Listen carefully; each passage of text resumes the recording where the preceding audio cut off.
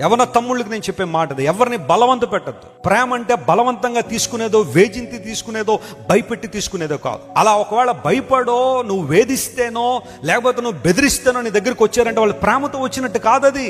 జీవితాంతం ఏడుస్తూనే ఉంటారు, నీ దగ్గర బాధపడుతూనే ఉంటారు. ప్రేమను హృదయంలోంచి రావాలి, స్వతహాగా రావాలి. ఆ ప్రేమలో ఉన్న బంధం నిలబడదా తప్ప నువ్వు బెదిరించి, అదిరించి, లేకపోతే అయి చేసి ఈ చేసి తెచ్చుకోవడం వలన ఉపయోగం లేదు నీ జీవితంలో. అట్ ది సేమ్ టైం కొంతమంది యవనస్తురాండ్రు కూడా కొన్నిసార్లు తెలుసో తెలియకో కొంతమంది వలలో పడిపోయి దాని నుండి ఎలా బయటకు రావాలో తెలియక వాళ్ళు కూడా విపరీతమైన స్ట్రెస్ గురయ్యే వాళ్ళు చాలా మంది ఉంటారు. లేఖనాలు సెలవిస్తున్నాయి, మనుషుల ప్రేమలకు హద్దులు ఉన్నాయి, మనుషుల ప్రేమలకు షరతులు ఉన్నాయి.